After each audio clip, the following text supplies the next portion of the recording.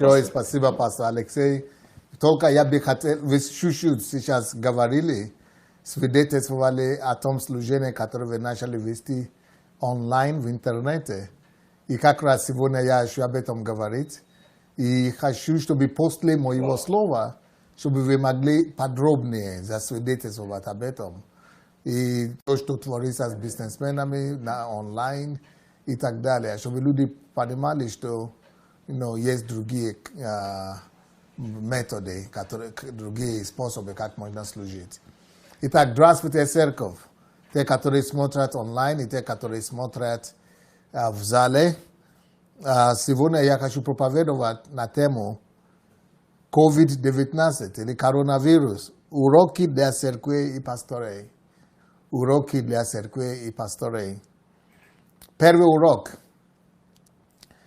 Надо, чтобы каждая церковь изучала свою специфику, изучала себя и чтобы целью, чтобы понять, каким образом поменяться. Потому что самый главный урок COVID-19 это то, что мы не все умрем, но мы все будем меняться. Так что каждая церковь должна провести собрания такие с пасторами, чтобы обсудить, чтобы был мозговой шторм, как нам поменяться в стиле ведения церкви. Но не стоит только подражать всем подряд, лучше изучить свою специфику. И чтобы согласно вашей специфике, вашей церкви, чтобы вы могли перестроить церковь, чтобы церковь могла продолжать существовать и служить без проблем. Второй урок. Я думаю, что хотите ли вы или нет, COVID-19 учит нас о том, что мир меняется. И в этом меняющемся мире нужно обязательно обратить внимание на интернет. И на то, чтобы понять, что почти большинство людей сейчас живут в интернете. И интернет это там, где мы можем больше найти людей. Если мы хотим спасать людей, вот в интернете они как раз там находятся. То есть нужно развивать, надо уделить особое внимание развитию интернетного служения. Так что вот это очень важно. Не обязательно вообще закрыть церковь традиционную, если есть возможность собраться. Но вот интернет не должен остаться такой второстепенное служение в церкви Божьей. Нужно его вывести наперед. Нужно вывести интернет-служение на передовое место. Может быть, даже она должна стать главное служение теперь. Так что, надеюсь, что вы меня слышите. Я уже сам давно до COVID-19 перестроился, и я вижу плоды. И я думаю, что нам всем надо уделить внимание и изучить этот вопрос. Третий урок, который я думаю, что нам надо вынести из этой COVID-19, это то, что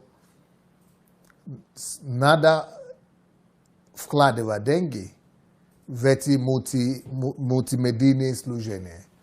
Интернет, онлайн, все то, что касается интернета, нужно, наверное, начинать уделить больше внимания и финансово тоже. Например, надо покупать, наверное, современные камеры, фотоаппараты, видеокамеры. Надо установить хороший интернет, мощный интернет, который может быстро передавать информацию вашей. Нужно научиться работать с этими инструментами. Причем надо, чтобы самому пастору научился понимать, как интернет работает. И каким образом сам пастор может начинать пользоваться интернетом, чтобы нести Евангелие дальше. Четвертый урок. Нам надо построить церковь так, чтобы люди больше от нас не зависели. Раньше люди ходили в церковь, потому что они хотели, чтобы пастор возложил на них руки, чтобы пастор, они услышали слова пастора, а нам надо направлять людей так на этот раз, чтобы они поняли, что нет, им надо быть зависимы только от Бога, напрямую, что им не надо смотреть на людей, то ли это пастор, то ли это старший пастор, пускай они строят свои личные отношения с Богом. Нам надо научить людей вот так мыслить и так жить. 5-й урок.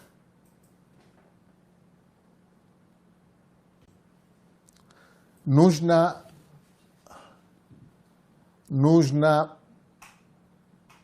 нам, пасторам, дать волность и свободу наиболее активным членам церкви, чтобы они начали на себя смотреть как пастора. То есть каждый член церкви должен стать пастором, там, где он находится. Мы должны научить всех членов церкви, что ты пастор, ты храм Бога, ты церковь. То есть смысл в том, что если даже не получается собраться в церкви, каждый может быть пастором там, где он находится. Каждый может быть пастором и должен быть пастором там, где он находится. Так что нам надо поменять менталитет и мышление наших людей в том, чтобы они начали себя воспринимать как носителя Бога, носители Царства Божьего, где бы они не были. 6-й пункт, 6-й урок с этого ковида.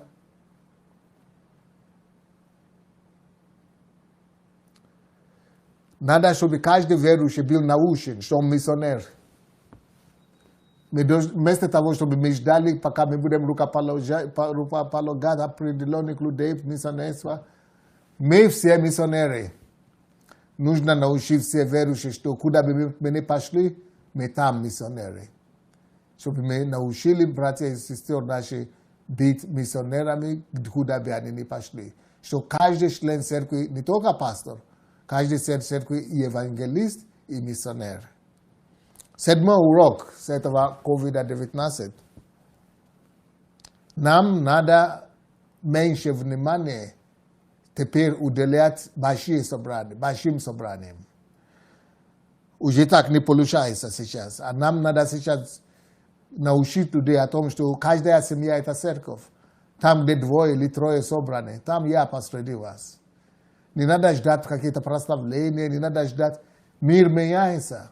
И церковь тоже должна научиться меняться. Так что мы должны меньше внимания уделить больших, крупных собраний. Хотя это тоже нужно иногда. Но уделить нужно внимание на маленьким группам, дошерным церквям. Может быть, надо больше дошерные церкви открывать, маленькие церкви.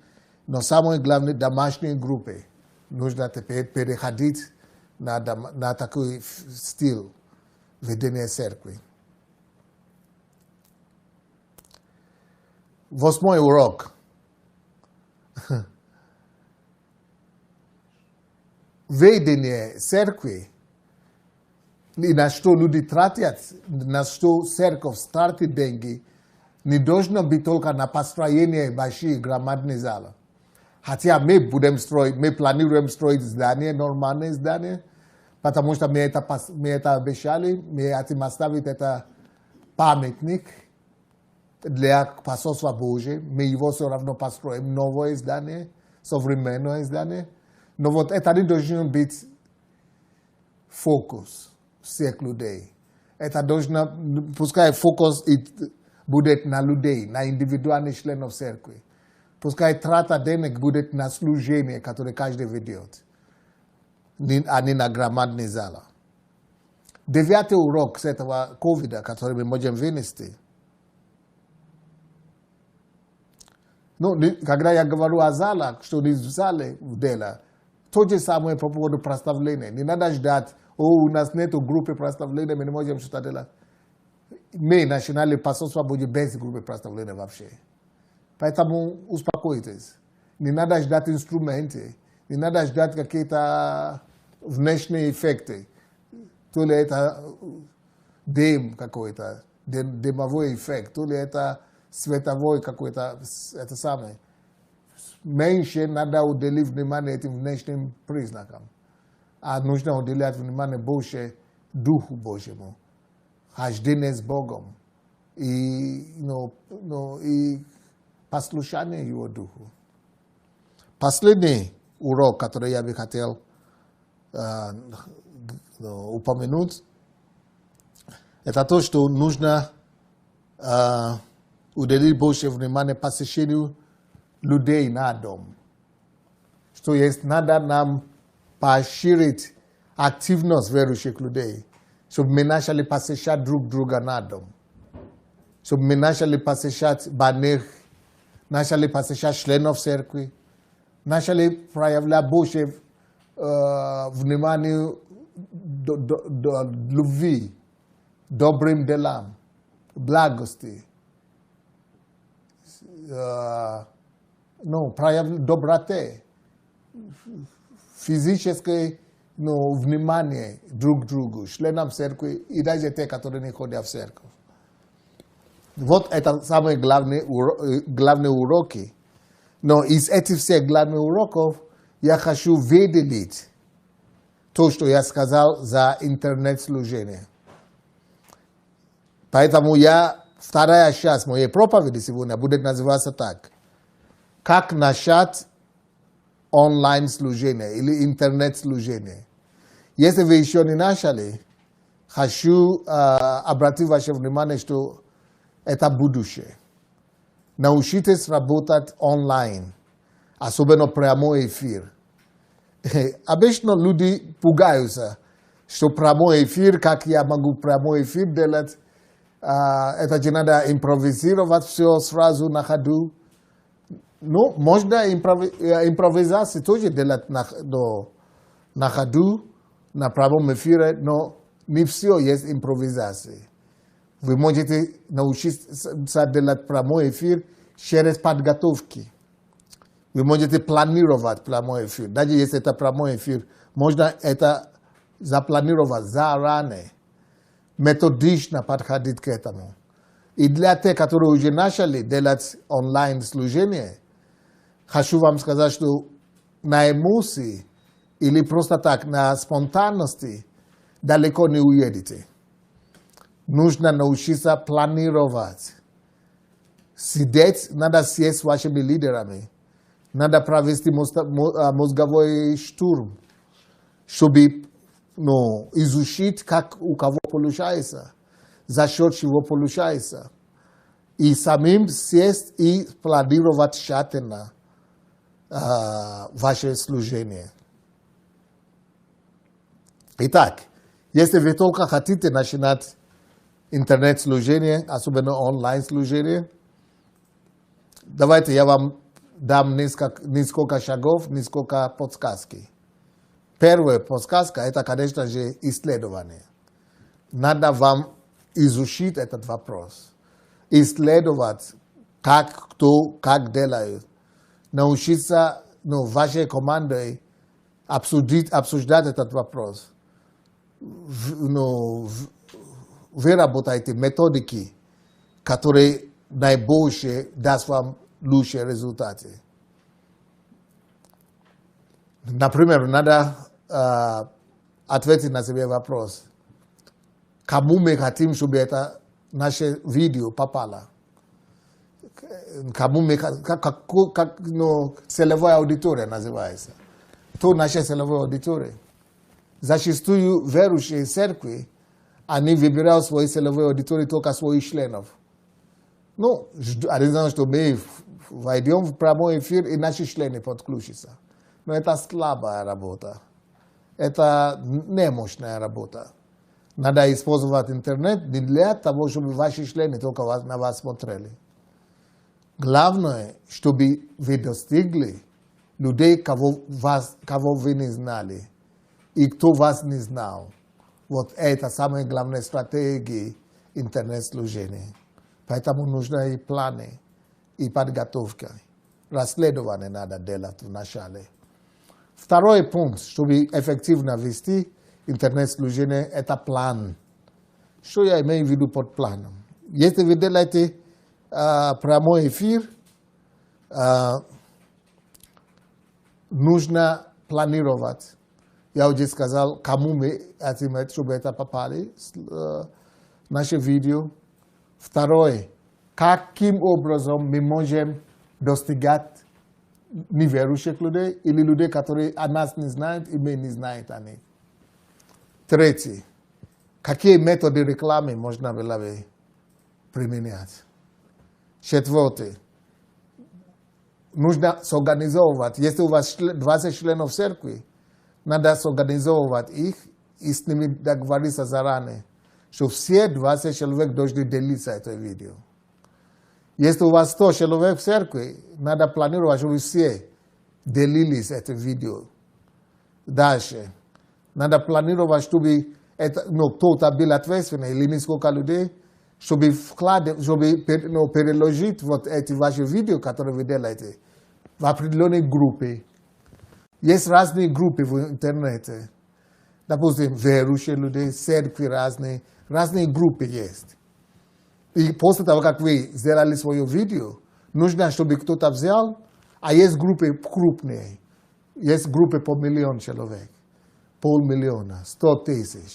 И если ваши видео туда будут попадаться, таким образом вы можете очень много людей привлечь к себе. Вот то, что я имею в виду под планы. Это все надо планировать. Следующее. Надо также планировать, какие видео вы хотите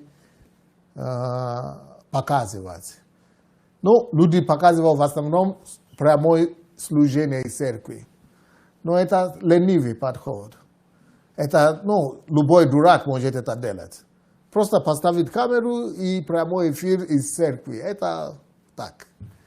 Это, любой человек это делает. Это без головы. Не надо для этого много мозгов.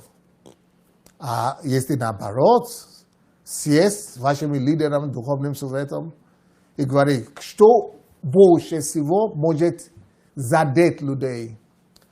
Стратегия 2 нужно всегда использовать онлайн-служение в интернете.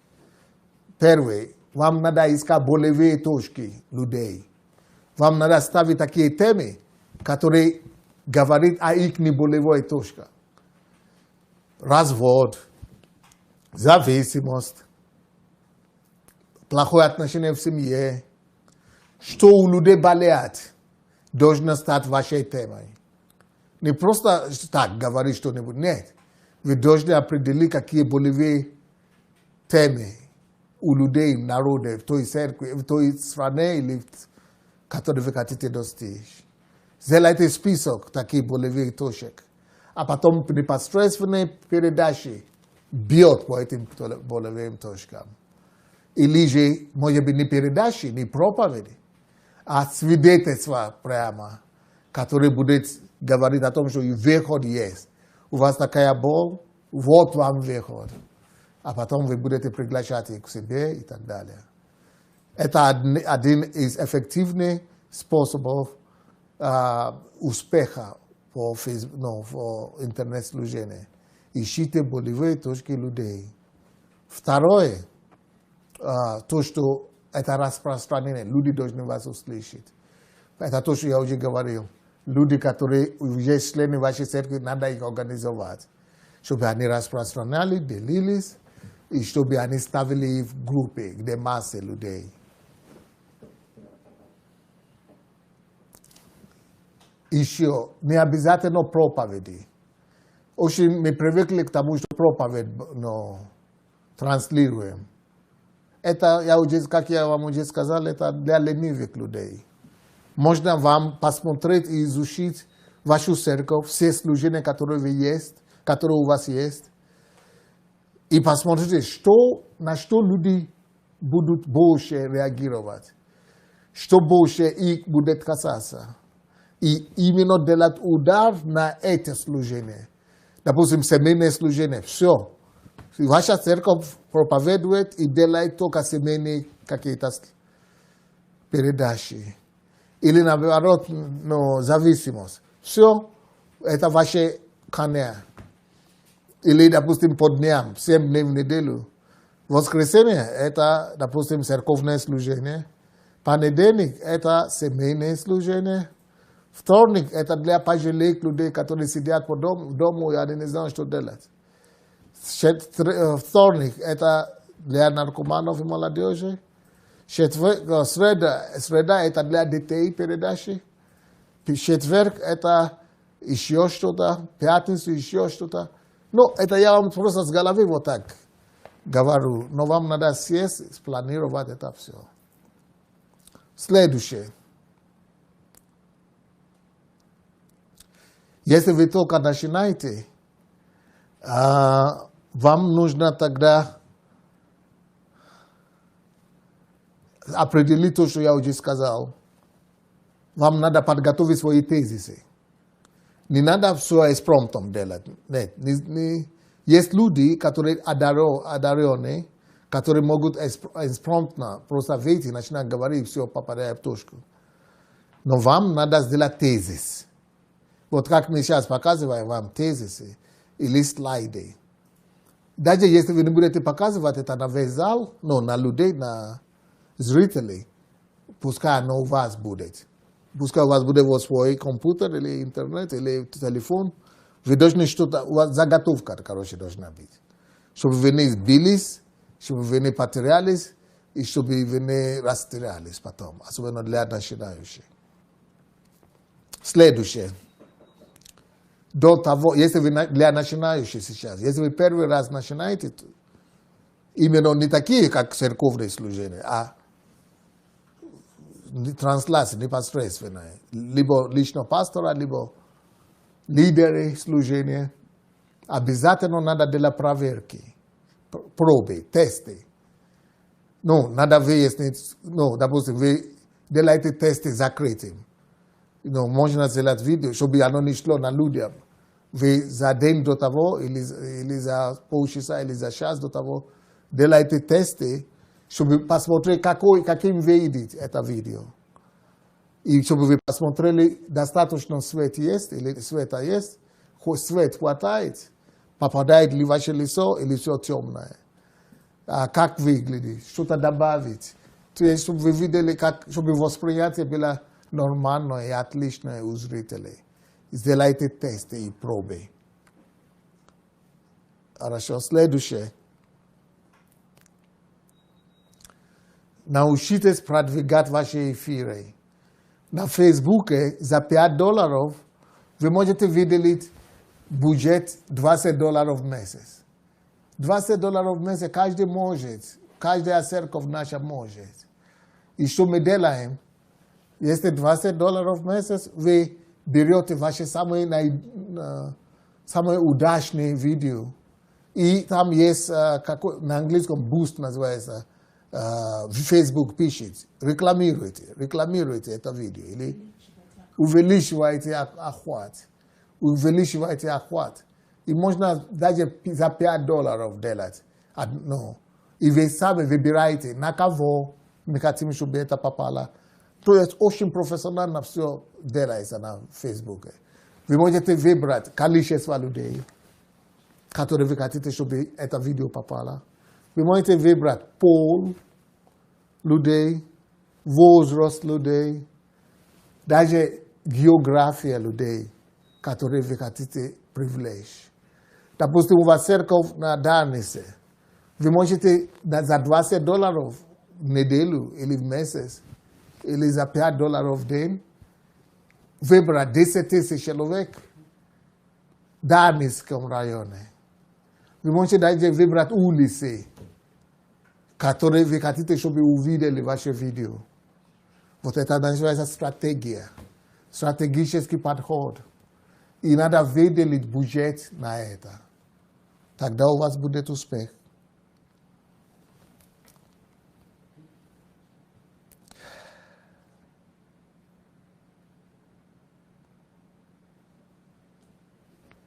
Последний, выходите в эфир. Пробуйте, преодолейте страх. Выходите в эфир. просто начните делать. Дорогу, как мы говорим, идущие. Дорогу осилить идущие. Начните что-то делать. И тогда вы увидите, что все возможно. Те, у кого получается, они не есть супермены. Они нормальные люди, как и вы. Но они начали что-то делать, поэтому у них получилось. Вот на чем я бы хотел этот пост совершить. Я разные темы. И в последний день я считаю, что это одно из самых главных тем. Я думаю, после меня сейчас, я не знаю, какие ваши планы, но хотелось бы, чтобы пастор Астахов, у него очень большие успехи и свидетельства. Хотелось бы, чтобы он рассказал это свидетельство. Или пастор Астахов, или пастор Мария. Ну, кто-нибудь. Они знают, что какие чудеса интернет служение делает для них сейчас. Так что всего вам доброго, пускай Бог вам даст понимание, мудрость. Спасибо, пастор. Все, спасибо.